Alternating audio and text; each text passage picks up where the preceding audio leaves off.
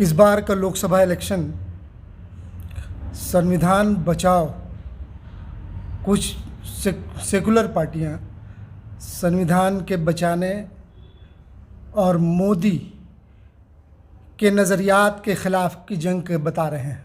102 सीटों पर पिछले दिनों इंतखाब हुआ, चुनाव हुआ। बिहार की 4 सीटें भी शामिल थी।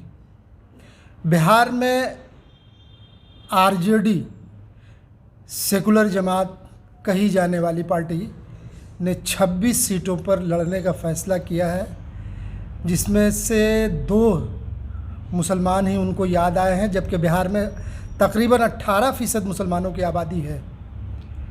3%, 2.5%, 1.5% वालों को 3 सीट दिया गया है। 3 सीट पे उनके साथ हिस्सेदारी की गई है। हमारे साथ मौजूद हैं ऑल इंडिया पसमानदा मुस्लिम महाज के कन्वेनर रूह रवा अली अनवर साहब। अली अनवर साहब, जितनी जिसकी आबादी उतनी हिस्सेदारी की बात करते रहें। पसमानदा की एक आवाज़ ये बने, पसमानदा लफ्ज़ आज प्रधानमंत्री की ज़ुबान पे नज़र आ रहा है, उनकी ज़ुबान से पूरी तरह से फैल रहा है। अली अनवर साहब हैं, इनसे पूछते हैं कि सर, ये इलेक्शन क्या मुसलमानों के सिर्फ़ एक हिस्सेदारी के तौर पर है या उनका कहीं कुछ भला होने वाला? क्योंकि आप पसमानदा की आवाज़ बने, आप पसमानदा की बात करते रहे, लेकिन नज़र नहीं आ रहा है किसी पार्टी ने बिहार में हिस्सेदारी दी हो। देखिए, सबसे पहली बात तो ये है कि ये जो चुनाव 2024 का है जी, वो कोई साधारण चुनाव नहीं है, ये असाधारण चुनाव है। और इसमें दांव पर लगा हुआ है संविधान। इसमें सवाल है जमहूरियत का कि संविधान बचेगा कि नहीं, जमहूरियत बचेगी कि नहीं, और देश का जो एकता है, अखंडता है, सामाजिक ताना बाना है, खास करके कौमी एकता जिसको कहते हैं, वो महफूज रहेगी कि नहीं। ये देश एक तरह से समझिए कि कोशिश हो रही है बीजेपी की तरफ से सिविल वार की तरह ढकेलने के लिए, और एक बिल्कुल तानाशाही से भी ज़्यादा फासिज्म के रास्ते पर ये सरकार बढ़ चली है। इस बात पर चुनाव हो रहा है। अब सवाल ये है कि आप जो कह रहे हैं ये बात सही है कि मुसलमानों की नुमाइंदगी घटी है, और घटी ही नहीं, बहुत घटी है। और उससे भी बड़ी चिंता बात है हमारे लिए कि पसमानदा मुसलमानों की तो बिल्कुल नुमाइंदगी नहीं मिली है। तो इस बात को हम लोग अंडरलाइन करते हैं, दिमाग में रखे हुए हैं। मौका आने पर ये जो बड़ा खतरा है देश की जमहूरियत रहेगी इस मुल्क में, तभी ना हम अपनी आवाज़ उठा सकते हैं और लड़ सकते हैं किसी पार्टी से या किसी हुकूमत से।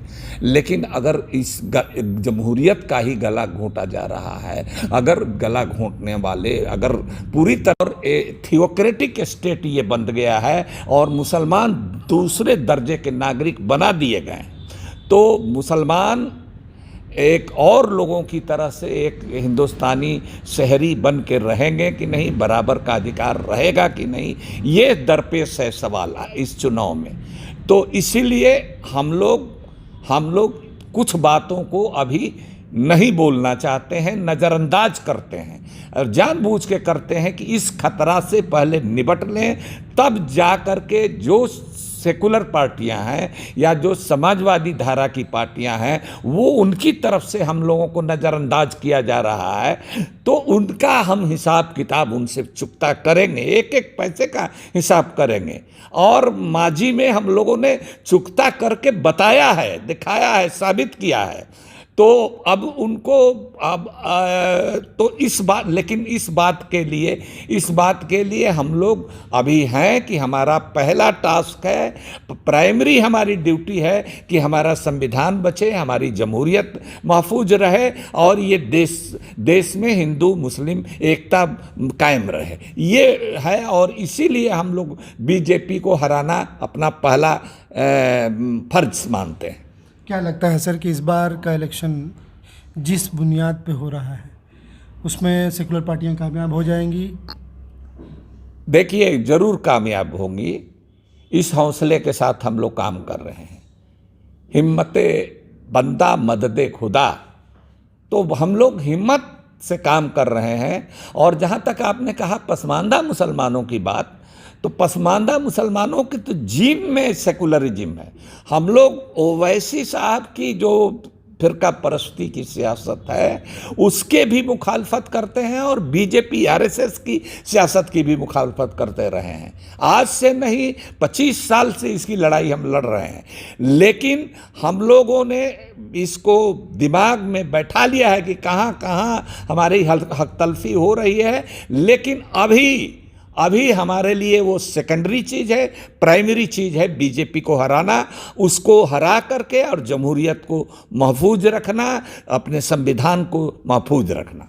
मुसलमान इसको मुल्क में कुर्बानी के लिए ही जाना जा रहा है। ये भी एक कुर्बानी होगी कि इस बार सेकुलर पार्टियों के उंगली पे नाचते हुए मुसलमान उनको जिताए। देखिए, उंगली पर नाचने की बात नहीं है। देखिए, पसमानदा की अगर हम बात करते हैं या मुसलमान की बात करते हैं तो इसलिए बात करते हैं कि हम कमज़ोर हैं, हमारी नुमाइंदगी कम है, वो हमारे एग्जिस्टेंस का है। अब जैसे मान लीजिए कि कोई चीज़ हमारी हकमारी हो रही है, वो एक चीज़ है, उससे हमारी जो नाराज़गी अपनी जगह पर है। लेकिन अगर हमारी जान पर खतरा है, कोई गर्दन पर तलवार लेकर के रखे हुए है, सीने पर हम बंदूक ताने हुए हैं, तो हमारा पहला फ़र्ज है कि उसकी तलवार और उसकी बंदूक से अपने जान की हिफाजत करें। तो ये जान की हिफाजत, अपने इज्जत आबरू की हिफाजत और इस मुल्क की हिफाजत, सबसे बढ़कर के इस मुल्क को बचाना है। इसकी एकजहती को, इसकी सलामती के लिए ये ज़रूरी है कि अभी जो फासिस्ट ताकतें हैं उनको शिकस्त दी जाए। सर, आपने कहा अभी कि मुसलमान पसमानदा की बात, पसमानदा तो खैर हाशिए पे है।